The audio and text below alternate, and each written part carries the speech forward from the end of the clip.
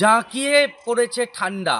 আর এই যে শীতের আমেজ, সেই শীতের আমেজকে মাথায় রেখেই কিন্তু বর্ষ শেষের আগে নতুন বছরকে কিন্তু স্বাগত জানাতে, আমন্ত্রণ জানাতেই কিন্তু শুরু হয়েছে চারিদিকে পিকনিক।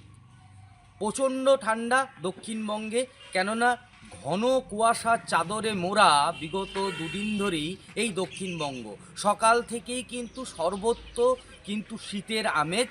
আর সেই শীতের আমেজ যেটা দেখতে পাওয়া যাচ্ছে, দাপিয়ে কিন্তু ঠান্ডাটা ক্রমাগত বাড়ছে। এবং এই যে শীতের চাদরে মোড়া দক্ষিণবঙ্গ, সেখানে কিন্তু সূর্যদেবের দেখাই পাওয়া যাচ্ছে না, কেননা এই কুয়াশার চাদরকে ভেদ করে সূর্যদেব উঠছে অনেক দেরিতে। আর তার মাঝেই কিন্তু বর্ষ শেষের শেষ বেলায় জাঁকিয়ে শুরু হয়েছে পিকনিক। এবারের যে পিকনিক শুরু হয়েছে সেখানে কিন্তু একটু ভিন্ন পিকনিক। যারা এখানে পিকনিক করছেন তারা সারা বছর ব্যস্ত থাকে সাংবাদিকতার কাজে, কেননা খবর নিয়েই কিন্তু তাদের সকাল থেকে রাত পর্যন্ত কেটে যায়। পরিবার পরিজন উৎসব প্রতিটার বিশেষ অনুষ্ঠানগুলিতেই কিন্তু তারা খবরের কাজেই কিন্তু ব্যস্ত থাকে। তার ফলে পরিবার বা পরিজনেদের সময় সেভাবে দিতে পারেন না। তাই জেলা সাংবাদিকরা এই যে বর্ষ শেষের আগে পরিবার এবং পরিজন নিয়ে একটু জাঁকিয়ে এই শীতের দিনে তাদের পরিবারের লোকজনকে কাটাবার জন্যই কিন্তু জেলা প্রেস ক্লাবের 50 বছর পূর্তি হচ্ছে এই পিকনিকের।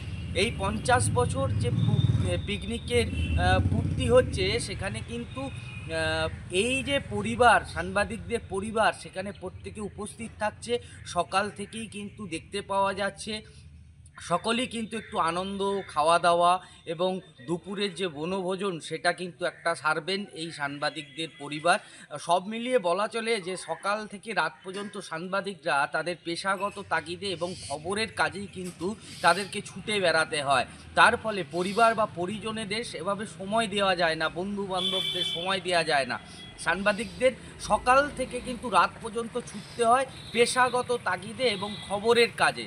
খবর সারতে সারতেই কখন যে সকাল শুরু হয় আর কখন যে বেলা শেষ হয়ে রাত্রি শেষ হয় সেটা কিন্তু বুঝতে পারেন না। তাই সেই সময়কে বাঁচিয়েও একটি দিন সাংবাদিকরা তাদের পরিবার পরিজন নিয়ে কাটাচ্ছে। সেই ছবিটাই উঠে আসছে পূর্ব বর্ধমানের 50তম এবছর বর্ষ পূর্তি হচ্ছে, কেননা 50 বছরে পা রাখছে এই জেলা প্রেস ক্লাব। এবং এই জেলা প্রেস ক্লাব তারা কিন্তু সাংবাদিকদের নিয়ে এবং পরিবার পরিজন এবং সহকর্মীদের নিয়ে একটি বনভোজনের আয়োজন করেছে।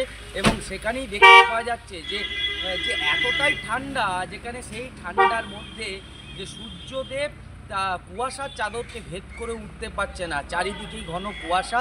আর এই ঘন কুয়াশার মধ্যেই প্রচণ্ড শীতের দাপট।